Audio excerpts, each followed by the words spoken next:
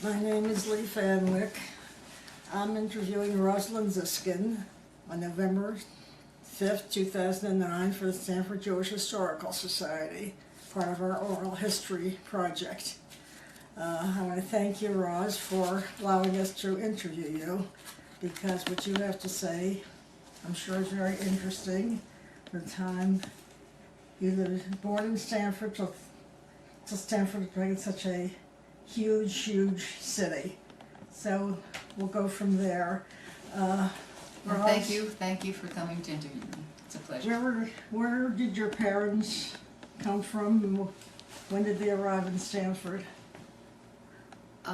My father came from the Bronx. My mother came from Brooklyn. You mean originally back. Russia, Poland for my mother, Romania for my father. And my father's father died at an early age, and my grandmother remarried. And they settled on Dryden Street in Stamford, Connecticut. Dryden Street, remember Dryden Street? Mm-hmm. Where was Dryden Street? It's West Avenue. West Main Street. Actually, it's around Triple S cleaning, around that area across the other side of the street. And they belong to the Shul, Shalom on Grove Street. And stories told that on Shabbos, they're religious, and my grandmother told her husband when he went to Shul to make sure to come back with guests. With what? Guests, with visitors, and if they would like, they could stay overnight. And if that happened, they stayed overnight, and my grandparents slept in the attic. So we're going back to the early 1930s, or the late 20s. Did your parents come immediately to Stanford? No. Where did they arrive? I don't remember. My father was born in 1906. He probably came in 1916, something like that. And my mother came at an early age also, but I don't remember. What brought them to Stanford? I don't know. I think maybe job opportunities. Because my father didn't have a trade at the time, and his stepbrother was in Stanford and advised him to try plumbing, that it might be a good field for him. So that's what he did. So he originally became a plumber? We moved to when I was born, we moved to Dryden Street to live near my grandmother, and then we moved to Hawthorne Street, which is now no longer in existence because the Thruway took it away. But it was a nice little street, and we lived in a 3-family house. And as my father learned plumbing, from what I understand, he paid rent. He didn't pay rent. In lieu of paying rent, he did the maintenance for the 3-family house. And it was owned by the Mogano family, who is still around. Yeah. I just met one of the boys recently. And so we lived on Hawthorne Street when I was very young. And the Marches lived there, and the Liebermans lived there, and the Bernsteins. And it was a predominantly Jewish street. It was very nice. It was a Jewish enclave. Yeah, it's a little Jewish ghetto. A self-imposed ghetto. Yeah. And I went to school at Elm Street School. And my mother would give me either a penny or a nickel, I don't remember, so I could spend at the little grocery store across from the school. I could pick up a snack, either going to school or coming back from school. And I remember that was Erwin Altowitz's in-laws' little grocery store. And to this day I remember the couple sitting there. The grandmother was sitting on the stool, and the grandfather was around in the back of the counter, and I used to give them my nickel or my penny to buy the little penny candies. Right. The little dots on the white paper. How did your father get into how did he later get into the plumbing business? Well, his stepbrother somehow knew somebody who needed an apprentice. So my father happened to be very good with his hands, and he thought he would try it. One thing led to another, and he became a master plumber. And I'm told that he taught half the plumbers in Stanford. And from there, from Hawthorne Street, we moved to Crandall Street. And on Crandall Street lived the Schultzens, the Persanskys, the Gordons, another little Jewish dead-end enclave. It was very nice. Did you, when you went to school, did you ever encounter any anti-Semitism when you went to school? Never. Never. When you went to this Elm Street school, what kind of a population was that? As far as Jewish? Was it Jewish? Was it Italian? I think it was mixed. It was mixed. Because parallel to Hawthorne Street was St. John's Place, where a lot of Jews lived, and Lafayette Street was not far. But I don't remember anything about denominations or different cultures. It just, everybody just blended together. It was not a problem. So it was never a problem growing up. No, never. And then from Hawthorne Street, my father built a house on Alton Road in Belltown because he wanted me to go to a school that I could walk to. And so Belltown School was the school that I guess it was districted. And so he built a house so I could be near a school. The house still there? The house is still there. My father built that house, I think, for $8,000 in probably 1940, and it's now probably worth $700,000. It still looks good. Rhea Coleman lived on that street. Rhea Golden at the time. And so I went to Belltown School. And across from the school was a park, which is still there. Okay. Anyhow, so I was in Belltown School, and Belltown Park was adjacent to the school.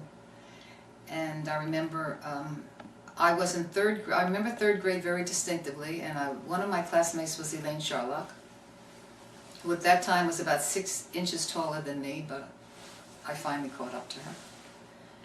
Anyhow, I had a teacher called Miss Loveland, who was the hardest teacher I could ever have, and she made me very nervous. And I remember being nauseous a lot in her class, and I raised my hand, and the teacher said, "Rosalyn, what's the problem?" I said, "I don't feel well." She said, "Well, do you want to stay in school and put your head down on the desk? Do you want to go to the bathroom?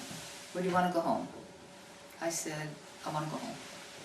So I went home for lunch, and then came back to school. But it was very interesting because we also had a choice if we wanted to have lunch outdoors in the spring in the stadium stands at the park. And it was so nice. We took our little lunch boxes and went to the park and sat on the bleachers and had lunch. It was a wonderful time. Where were some of the places you shopped when you were a child? Well, Franklin Department Store, C.O. Miller's. Where was Franklin Department Store? It was on Atlantic Street. Was it a big store? Sorry? Was it a huge department store? It was big, not like Lord and Taylor's, but Or C.O. Miller's? C.O. Miller's. You don't remember C.O. Miller's? Yes, I do. Yeah. It was Frankel's. Frankel's? Sorry, I'm corrected. Frankel's. That's right, it's on Atlantic Street. Yes.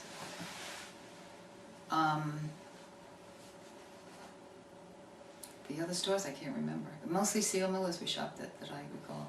That was there when I came. And Best in Company when I got older. That was, Best in Company was on what we call Fifth Avenue. Right, on Bedford Street. When I was older, we did a lot of shopping on Bedford Street. Yeah, well, we called Bedford Street our Fifth Avenue at that time. Right, right. And so I think at third grade, I don't know. My father then, for junior high, my father wanted me to be near Burdick, so he bought a piece of property on Rock Spring Road so I could walk to Burdick, and put up a house that's also still standing, that has subsequently been bought by Rabbi Ehrenkrantz many years later. Right. So living on Rock Spring Road was great. Across the street from us were the Sherbakos. So wherever we went, there were nice Jewish families.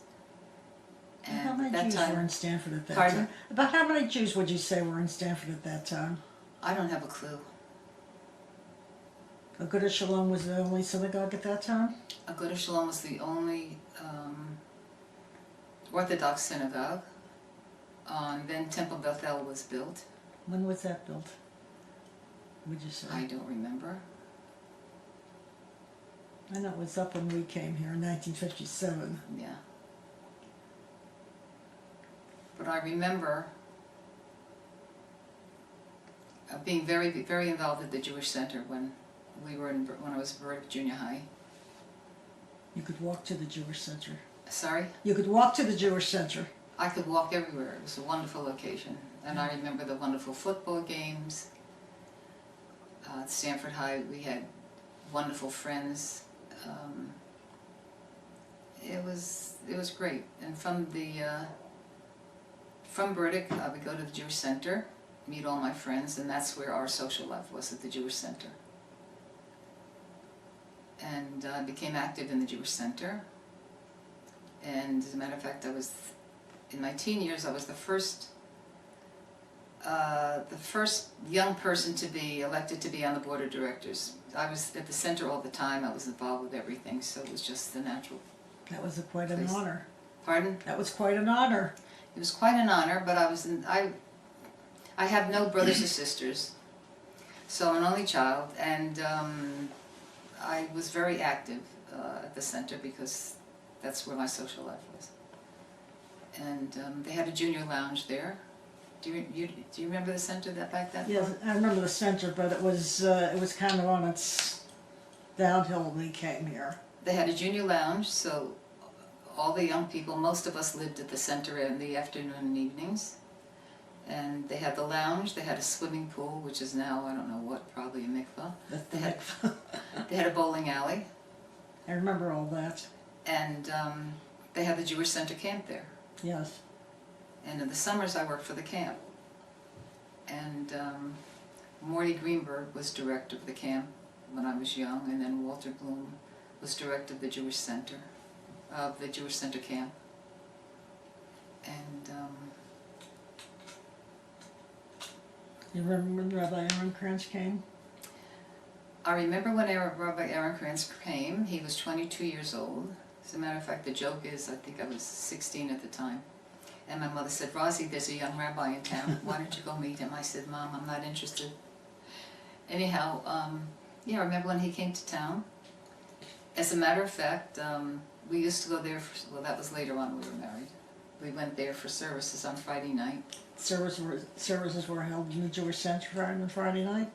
They had services Friday night. At the Jewish Center. No, I'm sorry, on Grove Street. Oh, that, yes, Talking that about I Rabbi Aaron remember. Krantz, Yeah, yeah, that so I we're on remember. Grove Street. And I remember when Hanukkah, we were there on a Friday night, and the rabbi's coming around greeting everybody. And I said, "Rabbi, I have a Hanukkah bush." He said, "Rossi, there's no such thing as a Hanukkah bush." So that ended that. And, but those are memories that I have. I remember going to shul for my holy days. I didn't go there very often other than that. And all the kids met there. I don't think we went to services much, but we just were on the grounds. It was a social event. Everybody got all dressed Outside or inside? Outside. Yeah. I mean, I guess I went inside for a little while, and maybe somebody and the other kids did, but most of the time we were just outside socializing. That was not unusual. Not unusual. And so yes, as a matter of fact, well, I'm going ahead now, but Rabbi Aaron Krantz was married the same day that my husband and I were married, but so he couldn't officiate at our wedding, his first marriage, which was June 15th, 1950. Where were you married?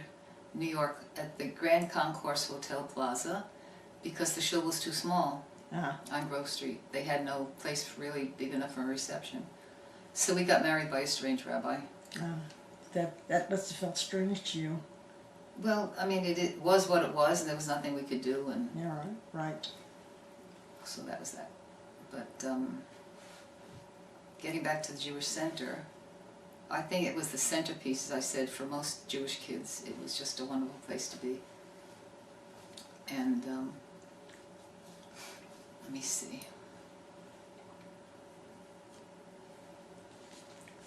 I'm trying to think of what we did there. Well, so we went bowling there.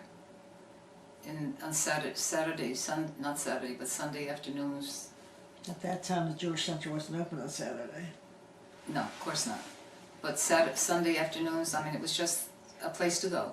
Did you belong to any youth organizations there? Yeah. Was there Young Judea? Was Yeah, there I an belonged to ACA Young at that Judea. time? I was president of the Neighborhood Girls. And I was at the center all the time. Had a great relationship with Who were some of the people you were friendly with at that time? that I was friendly with. Well, my cousins, Rosie Bloomfield, Charlie Baum, Lester Sharlock, Elaine Sharlock, Jerry Klein, Sam Uden, Marvin March, Rita Lerner, Frida Knupp, Heshe Knupp. So there was a nice group of young Jewish people here. It was wonderful, and the summers we spent on West Beach, it was just one big gang. Life was very simple, and life was very wonderful. Yeah. I mean, for our parents, they were probably struggling at the time, you know, but for the kids who didn't know from anything but being taken care of, it was just a wonderful time. But nobody knew there was a depression No, because everybody was in the same boat. right. No, we were poor, but I didn't know we were poor. What's one saying? And I found out later my mother never spent any money on herself. It was always for me. That's right. And going back to Hawthorne Street, I remember I didn't even have a bedroom. I think we had 3 rooms and my crib was at the end of the hall. No window in it, but who knew the difference? I was just a little girl. I remember the cold stove that we have. I'm dating myself. But we were all happy. That's right. And I remember the icebox that we had on Hawthorne Street. Ice was delivered every day. I guess. I remember them coming with the truck and the big prongs, and carrying this big chunk of ice. And never even thought about how is he carrying that much ice? How can he carry that weight? But all the families were poor, but everybody was doing what they had to do. The Marches had their bakery. The bakery was next to the Stanford Which Theater. was Rita Lerner's father. Yes, I know. Next to the Stanford Theater. Yeah. And there was Pacific Street, which you've probably heard of. It was our main shopping area. I remember Pacific Street. Where I think there were 3 or 4 butchers, and there was a hardware store, and Weinstein's grocery store. The appetizing. There was an appetizing store. I'm sorry? An appetizing store? Appetizing store, Brazel's Butcher Shop. Carp's Bakery was there. Rimlin's Shoe Store. It was a great street. My father ran down every Sunday morning to pick up bagels and lox. That was the usual ritual, and I think it's still the ritual for a lot of Jews. Right. Also on Sunday morning. From when you graduated from high school, where did you go? You went to college? I went to UConn. At Stores? Stores, yeah. And I met my husband there, first date. And a lot of the kids that I went to school with were there. And, Where was Alan from? Alan's from Hartford, Connecticut. He spent his 2 years at the campus in Hartford, I believe, and then he came up to Stores at his junior year. So. What year were you married? Sorry? What year were you married? 1950. Had my first child in 51. 51? No, sorry, Alan graduated in 50. We got married in 52. Had Michael in 53. Had Craig in 55. Stephen in 59. And my daughter in 62. Where are your children today? Well, my son, the rabbi, is in South Africa, in Johannesburg. Very happily there. He's been there for 11 years. Got 5 children. My daughter's in Mexico. What is she doing in Mexico? Well, she's a Rebbetzin. She's She a married Rebbetzin. a guy who became a rabbi Mexico City? on the outskirts of Mexico City. They met in Israel. And my son, Michael, lives in Guilford, Connecticut. Is has he his own- married? Pardon? Is he married? He's married, he's got a child, and he's got his own business, very happily. And Craig is works in Washington, lives in Arlington. What does Michael do? Michael has an organization called Field Safety. He teaches at University of New Haven on terrorism, on how to take care of your home, and he gives training courses to firefighters and policemen on hazardous waste. And they go to schools and check for mold. And Okay. so my son Michael has been very busy. He had a lot of work for Pfizer out in New London, and then he's worked for Stores Connecticut in the new building projects and demolitions. And he also worked in Hartford at the new city center, which he's very proud of, and so he's constantly busy. He does a lot of training out of state. What's his actual profession? Health and safety. What kind of safety? Health and safety. Oh, health and safety. In fact, he tells me he's teaching courses on terrorism. I said, where did you get to that? He said, well, it's part of health and safety. For example, if you go on a train, you have to look around and see what's going on and who's carrying packages. And even on a train, he'll look suspicious because in this day and age, you don't know. So he's happy, very happy in his profession. And all the kids, thank God, are doing well. And Craig, what is he doing? Craig is working in marketing and also very busy. How many grandchildren do you have? 9, Canara. What are their ages? Sarah, Michael's daughter, is 22, and they range from 22 to 16 to 15 to 14, 10, 13, 11, 9. And Stephen, he's the one, the rabbi, South Africa? Mm-hmm. What town in South Africa does he live in? I'm sorry? What town does he live in? In Johannesburg. Johannesburg? Yeah, it's a beautiful city. And people said, how do you go to South Africa and how do you go to Mexico? Isn't it dangerous? And every place is dangerous right now. But yeah, the houses in Johannesburg are walled. The gardens are walled, and on top of the walls there's what do you call it? The wire. Barbed wire. Barbed wire. Everything is gated. You very seldom see a house. You see the roofs of a house. So I asked a woman that I had met in South Africa, how do you like it here? How can you stand it? You don't even see a house, there's no grass. She said, I love it here. She said, I wouldn't move anyplace else. I have my privacy, I have gorgeous weather here, got my family, and people that live there, for the most part, are very happy. It's a beautiful country. They have a lot of problems, but who doesn't have problems? Mexico's the same thing. They have their houses are all surrounded by concrete walls and barbed wire to keep out the potential robbers, because wherever you have a lot of poverty, there's crime. But I've also spoken to people in Mexico. I said, why are you living here? Because people from Mexico love to go shopping in the States. They love to go to Miami. They love to go to New York. And if they need a doctor, they'll go to Texas for a doctor. And at the big hospitals there. So I said to them, we were having lunch one day, I said, why are you staying here? 3 reasons. They have their family, the weather is wonderful, and their situation is so good that they could never live anyplace else the way they're living there. A lot of the people there have 2 or 3 maids and a chauffeur. So living there is very easy. What organizations do you belong to? Well, I used to be vice president of an organization that I can't remember the name of right now because I'm blank. American Jewish, I don't know. You have to cut that out. I don't remember the name of it. Or Jewish Committee? Pardon? American Jewish Committee, American Jewish Congress? No, I'm blank. Cut that out.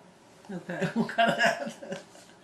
I was active in the, well, go to Shalom. I was on the board of directors, then I was the first woman secretary on the executive board. I was in the choir for 4 years, which I enjoyed very much at Go to Shalom. I've done voluntary work at the Jewish Home for the Elderly. I did a sing-along for many years. And I was in business, raised 4 children, went to business with my husband. We had a plumbing and heating supply company, and we extended a bath shop where we had vanities, marble tops, whirlpool tubs, etc., etc. And I worked in the bath shop, decorated and did the sales and did the advertising. So with the 4 kids in the business, I was busy. You said you were Queen Esther once at a Purim carnival. There's an article right there. Tell me about it. Anyhow, it was the biggest, if I must say so, the biggest event that they had at the Jewish Center. How old were you then? Also was a fundraiser, 16. Was it a... It was an annual event. It was a fundraiser. Everybody came out for that event. what we used to call a Purim spiel? Yeah. And I ran against 3 other women. Girls, I should say. And it was a great night.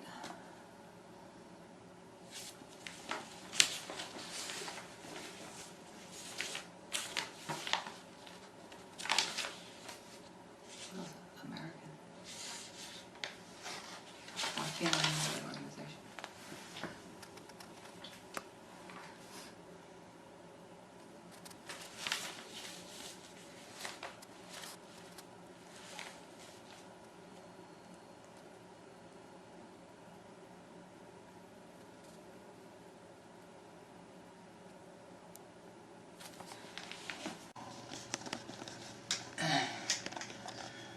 Got this? Mm-hmm. This is a picture of my great-great-grandmother from Romania who somehow trekked to Israel. They walked and somehow they got on one of the seas that went over to Israel, the Black Sea, I guess, from Russia. And so she just took off. I don't know what happened to her husband. And she went to Israel. What year was that? This is in the late 1800s, okay? This is her daughter, my father's mother, who at 75 decided she's going to go try and find her parents in Israel. So at 75 she gets on a ship and we all waved goodbye, all the siblings and all the grandchildren waved goodbye to her crying, thinking we're never going to see her again. And she went to Israel and she couldn't speak English, she could only speak Yiddish. So she went to Israel to search for her parents. Couldn't find them because they could have starved or we don't know what happened to them. Anyhow, she lived there through 1948 and things were very hard there at the time. So she came back to New York and at 85 she was killed by a bus. She got off a bus, walked in front and the bus driver just went over her and she died at 85. She had a passion for Israel and she's now buried there and her 2 sons are buried there in Israel and Sfat. This is a picture of my gorgeous parents. My mother was married at 16. And they're all dressed up in very lovely clothes, which they probably rented from the photographer because no way could they have afforded what they're wearing. And this is a picture of my gorgeous mother, who's still living. She's 95. Your mother's still living? Where is she living? And she was atria for 10 years. I brought my folks up from Florida in 1998 because my father was having problems and they were at Westfield Court, which was then Atria. My mother was there since, until 3 months ago we moved her to 500 Bedford Street. She was 16 when she was married. She had me when she was 17, and she was a grandmother at 39. Today kids are getting married at 39. Right.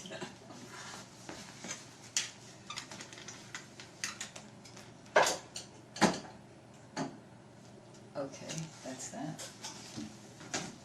And this is the way photographers took pictures then. We're very stiff, not relaxed at all. I think I was about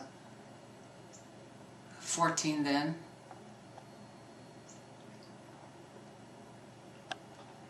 And great memories. I had the great parents in the world. Greatest parents in the world. Great memories.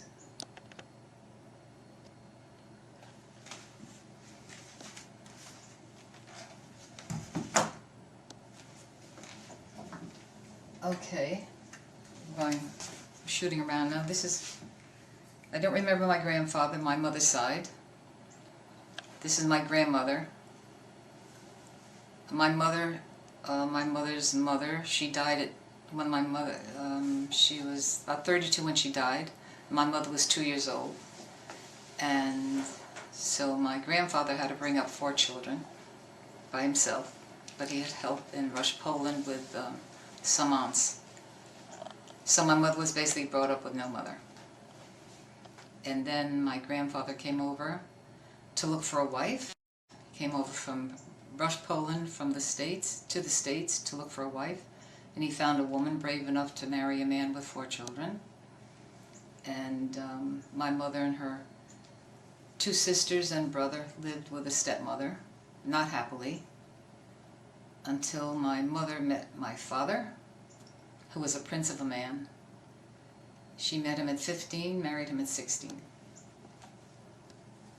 And they had a wonderful, wonderful marriage. The best it could be.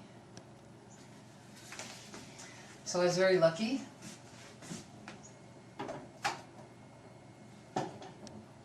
Oh, this is my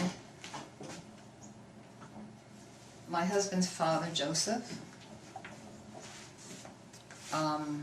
who came from Russia with his family. My father-in-law was a bread and he was a egg and beer salesman, as a matter of fact, and very nice man. I don't have a picture of his wife at the time. Somebody's going to kill me. I can't find a picture. Anyhow, he had a gorgeous wife. Hold it for a minute. Edit. There is a picture of her. Picture my husband, Alan, his gorgeous mother. They lived in Hartford on a lovely street called Pond Street. And she was a homemaker and a wonderful mother and mother-in-law and grandmother. And she died at 68, and her husband died at 85. So they're no longer with us. And then, God, I've got hundreds of pictures. I'm not going to bore you. I'm not going to bore everybody, but this is a picture of my cousin and me, Rosalyn Bloomfield. We both had the same first, middle, and last names because my mother couldn't decide what to call me, and my cousin was 6 months older, so she named me the same as my cousin. And Rosie is now Rosalyn bound, living happily in Florida. And this was a picture taken in Tiffany Street in the Bronx. And we were about 3. Rosie 6 months older than me. And so it goes on and on and on. My daughter was married in Israel.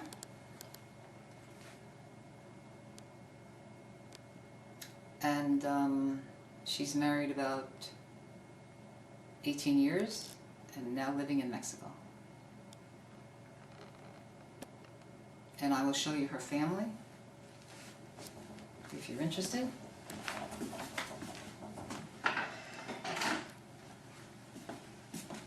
Oh God, how much older now.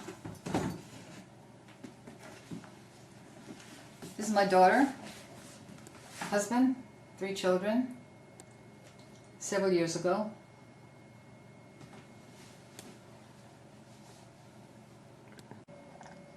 This is a recent picture of my husband and I, or my husband and me. This was taken 2 years ago at our grandson's bar mitzvah in South Africa. We were very happy.